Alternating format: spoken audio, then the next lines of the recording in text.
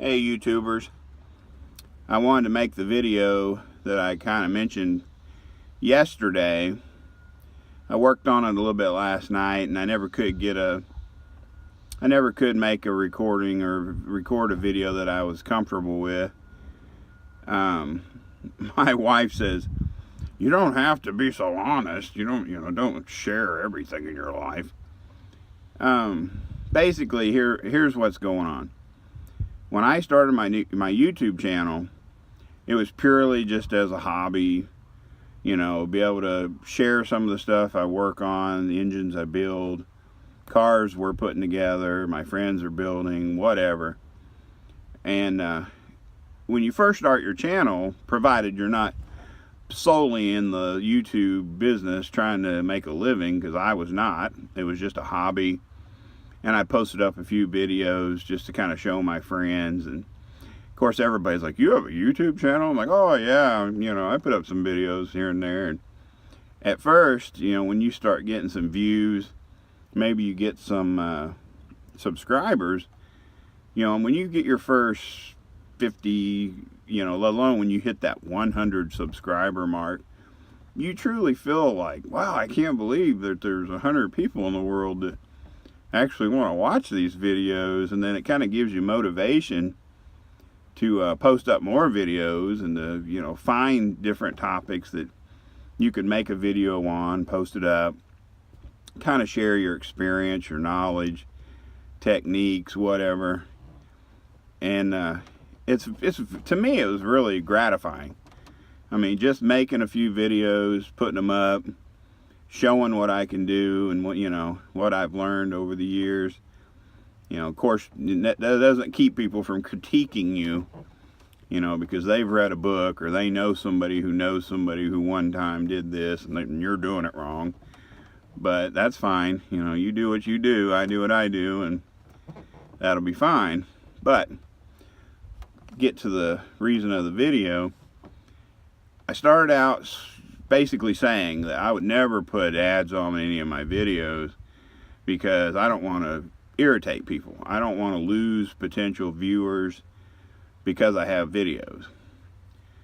Well, because of our current financial situation, and it's purely just the way the workforce is right now. When you have a job for 13 plus years and you're established and you're making above average good money, and then that's taken away from you and you're constantly trying to get back to where you were, that just sucks, and I know there's a lot of people battling this same battle in our economy right now, especially in the Kansas City market, where so many people from Sprint and a bunch of different companies, lost their, what they would consider their lifetime jobs. But, we end up having to downsize, which in turn means, and I'm by no means saying that we lost our dream home, but our big house that had my shop, had the 2 bays plus my porting room. I guess when I moved out of that house, even though it was a huge relief to get out of such high monthly bills and obligations, I guess it affected me more than I thought it would, because after moving to our new place, which is a rental, we didn't repurchase yet, because when we repurchase a new home, we're going to move to the country, because that's just where both of us want to live. And we got our oldest kid, Emma, is graduating high school and going to college this year, and then we've got a 7th grader, so we're probably going to stay near town just at least until Eli gets done with school and goes to college. So, but we're in this smaller place. It's got a single car garage, which I do have domain over at least 80% of. So I'll still have my ability to, work on cars a little bit, and I will still continue to do my cylinder head intake port. I will have my porting available to me. I am converting over from air tools to electric, like where you use a die grinder motor with a flexible shaft to run my burrs, because the air compressor makes too much noise And when you have neighbors that, you know, some of them sleep during the day, running a big air compressor all day isn't really going to be that kosher for them. So I am switching over to the die grinder as my power source for my burrs. And, you know, maybe that'll make my stupid air compressor last longer. So anyway, back on topic. I swore I would never put ads on my videos because I didn't want to piss anybody off. I didn't want to lose viewers. But I was constant. I don't want to say constantly, but I was regularly contacted by other YouTubers, friends of mine at the part stores or through the race community.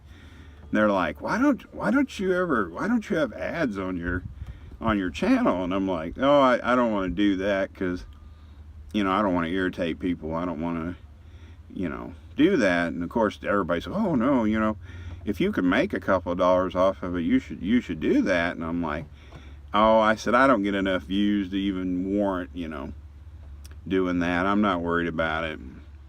I was at Advance Auto Parts the other day talking to a friend of mine named Trevor, and he's got a small YouTube channel where he does, like, he builds knives and they throw knives and hatchets and stuff. And I'm like, oh, I said, did you monetize your channel, or do you get money? And he's like, oh yeah. He said, I usually get maybe 40 or 50 bucks a month, enough to pay for my kids, you know, Netflix and, you know, something else. And I was like, oh really? I said, man, I'm really shocked. You know, I'm not down in Trevor. I'm just saying that his channel is really small. And I'm like, you're getting 40 or 50 bucks a month, huh? That's pretty good. So then I kind of was talking to Trevor and a couple of other YouTubers, and I was like, you know, in my current situation, maybe I could put ads on my videos. And then, of course, I'm just now trying to figure out how all that works, because you have to apply for monetization, and then you got to wait for YouTube to either approve you or disapprove you. Then there's a process where you have to pick. I was kind of confused because there's like 3 different categories on the ads, and I wanted to make sure I had like the shortest ads possible. So it'd be like the little short ads that like your video will play when this is over, or like the ones where you do have the option to skip the ad.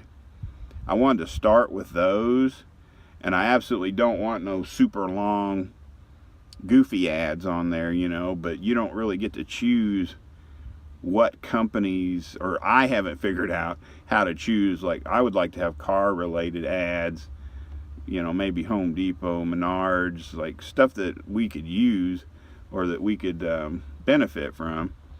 But apparently I don't get to make that decision. So, but I broke down the other night, talked to my wife about it, a couple of my friends, and I was like, man, I'm if I could make anything at this point, it's going to be beneficial to my mental health, I believe, because many of you don't realize my main income is disability.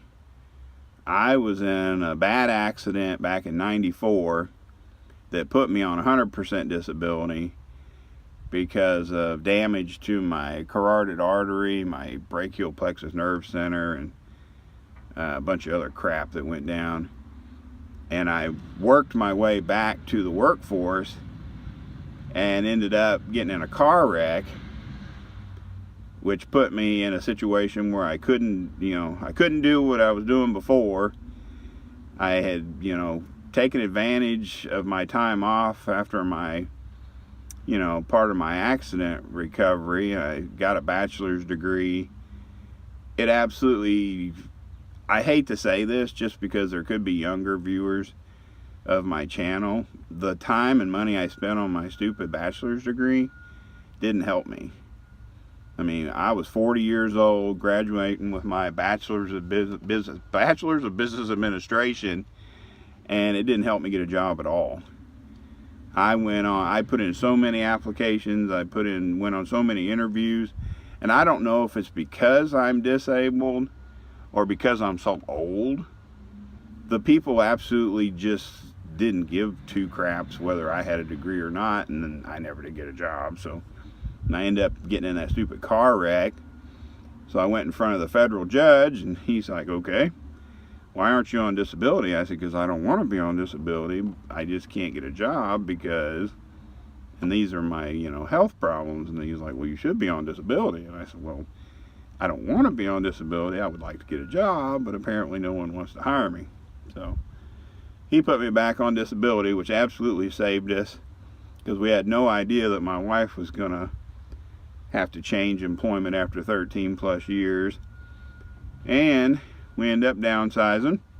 So I end up saying, well, I'm gonna try putting, monetizing my channel. I want to see if it, is successful, because I did a bunch of research on YouTube, because that's basically where I get a lot of this information from about the YouTube. Even as a minimum, you can assume you're going to get about 1.5 cents per view. So I was just curious. I was like, well, I've had over 524,000 views since I started my channel. How much money would that be? So I'm like, okay, that's over $15,000. This is all just made up fictional nonsense, but if you were saying, okay, on an average payout, what people claim on YouTube, they're getting X amount of money for this views, it basically factors out to about 1.5 cents is your portion, your 55%, because YouTube takes 45%, so you end up getting 1.5 pennies per view. And I'm like, okay, that's cool. If I got $20 a month, it'd be enough money to put some gas in my car. I don't care. It's better than nothing. So then I'm looking, 524,000. Geez, I gave up 15 grand over the however many years I've had my YouTube channel. I said, that's kind of dumb. So then when you go into your creator studio, you can look at your analytics, and I'm looking at them, I'm going, well, crap, last month I could have made like $500. I'm an idiot. What the heck why am I not taking advantage?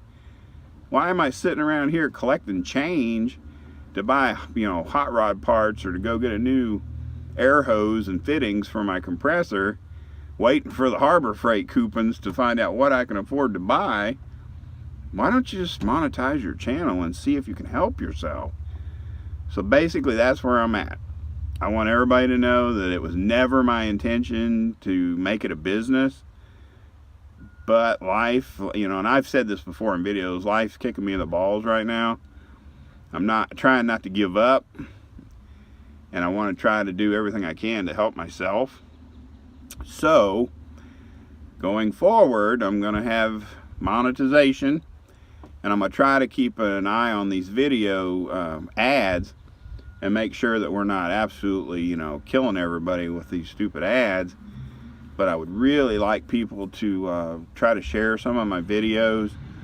I don't know what you get for likes and thumbs ups or whatever, but if you guys could like my videos, that'd be cool.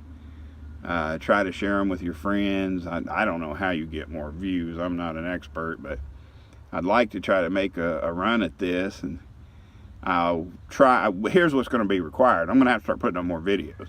I'd like to get up at least 2 or 3 videos a week, if not more. That way you guys have some good content and some good information to work on.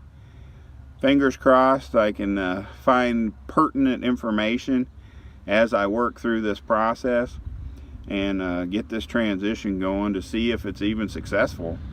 I'll gladly let y'all know, hey, this was worth it.